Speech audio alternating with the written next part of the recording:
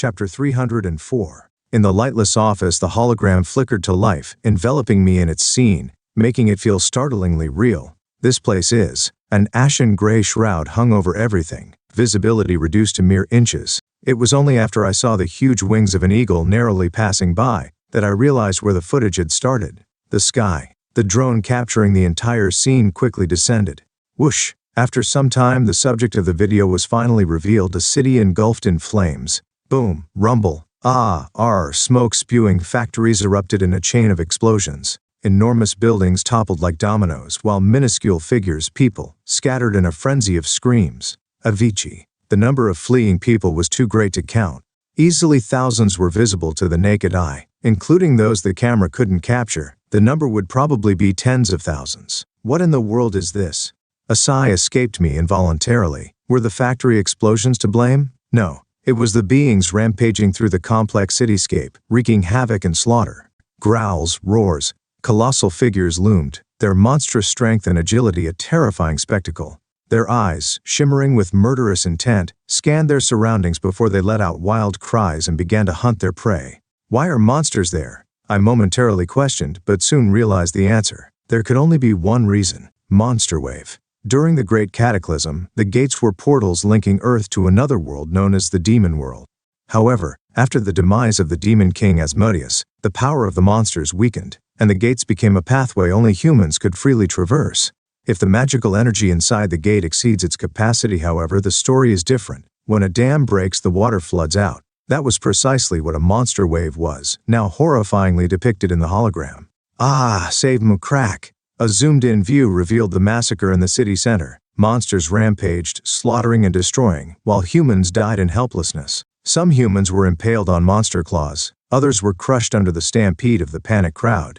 Amidst this chaos, a mother and daughter in their frantic escape drew my attention. "Keep holding Mom's hand tightly, bing bing," the woman urgently shouted. Swoosh, thud. A spear hurled from a shadowy alley struck the woman's chest, pinning her to the ground. Blood gushed as her body collapsed, lifeless. Her daughter, witnessing this tragedy, erupted in tears. "Mommy!" But the horror escalated. About 100 orcs emerged from the alley, advancing towards the child. They strategically blocked the civilian's escape path. The orc leader, axe in hand, lunged at the weeping child. Slice, slash, huh? The leader gazed in shock at his severed arm, cut cleanly below the elbow.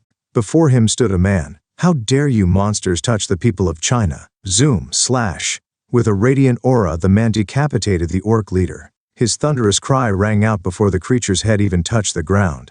"Public security force." Yes. A resounding response. The man was not alone. Hunters belonging to the Ministry of Public Security and Armed Forces, adorned with China's national flag, the 5-star red flag, on their armor, were continuously joined the fray. The man's eyes blazed with fervor as he bellowed, "Kill all those foul-smelling creatures, for the people." Swoosh, swoosh, swoosh. A thunderous battle cry rose as roughly 1,000 hunters surged forward.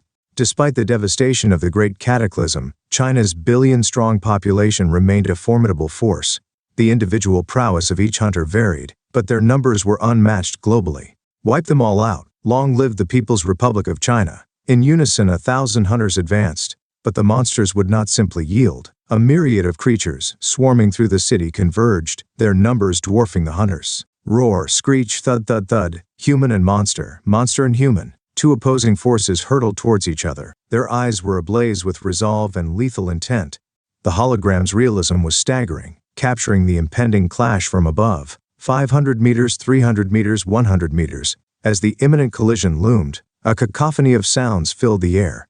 Be annihilated by the flames of terror. Fire rain. A chilling, emotionless proclamation. Above, the ashen sky cracked open. Screeching. A spectacle never witnessed before unfolded. Around 30 meters above the drone, the very air seemed to be cleaved by an unseen force. From a swirling black vortex, a colossal fireball erupted. Blaze. The advancing Chinese hunters, struck by awe, halted and stared in disbelief. This can't be. This is just a dream. But tragically, the unfolding horror was all too real. Crackle. A giant flame sphere, spanning several tens of meters, divided into 4 segments. Each fragment further split into dozens, then hundreds. A fiery rain descended upon the earth. Whoosh, boom, crash. A deafening explosion bathed the surroundings in a crimson hue. When the drone, reeling from the shockwave, stabilized, it captured the orchestrator of this devastation. A human device, I see. The voice was flat, lifeless. Clad in a robe adorned with cryptic patterns, a hood obscuring the face, the figure pointed at the drone. Kill them all, seize everything. Those who dare step into my domain shall pay with their lives. Crackle. As the finger, gnarled like an ancient root, moved, the feet abruptly filled with static. The ashen sky, laden with dust, and the ravaged earth faded away. The office, now devoid of the hologram, was enveloped in heavy silence. I was the first to break it. What the hell is that thing? It's the main person behind this monster wave. Though saying person seems inappropriate. Mr. Choi's voice was hushed, somber. A named monster lich, that's what it is. Lich, a corrupt archmage, the pinnacle of the undead hierarchy. This lich, unseen since the Great Cataclysm, had now emerged, heralding its return with a disaster of epic proportions. Mr. Choi spoke while disconnecting the USB. November 5th, this footage was taken by a reconnaissance drone of the Chinese intelligence agency 10 days ago, near a small town in Nanchang, Sichuan province. The estimated casualties so far are about 300,000. The exact count is still unknown. Sichuan province. To me it's more familiar as the Sichuan province, where the Qingsheng sect and the Ma sect of the 9 great sects, and the Tang family, one of the 5 great families, are located. Of course, Murim is a completely different world disguised as China. 300,000? Yes, this is insane. That's the count within the first 24 hours after the wave started. A shiver coursed through me. A single day's toll at 300,000. Had a monster wave ever wreaked such havoc since the Great Cataclysm? Is a lich usually this powerful? My question was directed not at Mr. Choi but at Butler Kim, the only one among us who had witnessed the Great Cataclysm. His eyes betrayed his unease. Of course not. The liches I saw during the Great Cataclysm were indeed powerful, but this one is on a different level. Its flame magic was enough to give one the chills just by looking. Butler Kim, an A-rank fire mage, had seen it all, including the cataclysm. His words underscored the lich's exceptional might. Where did such a creature come from? Visions of the burning city, of people dying, flitted through my mind.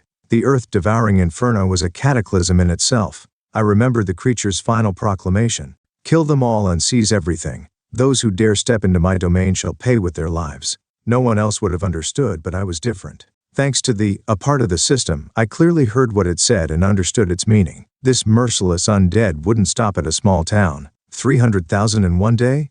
Given its displayed might, the death toll might have surged tenfold by now. Holy shit, my dislike for China aside, no sane soul would gloat over such a calamity. Images of the dying, of a child's tears for a lost mother left a bitter taste. Wait a minute. As the initial shock ebbed, a question arose. This catastrophe unfolded 10 days ago, yet the world remained oblivious. And more importantly, where did Mr. Choi get this information? Perhaps the Aries Guild or Li Zhongrong global guild powerhouses with extensive intel networks might know. But Mr. Choi, a mid-tier guild leader? If he was privy to this, the Sichuan disaster should have been global news by now. There's something more to this. I wasn't alone in this suspicion. Everyone's gaze turned to Mr. Choi, their eyes silently pressing for clarity. Sensing the mood, Mr. Choi began. A week ago, I received an unexpected contact.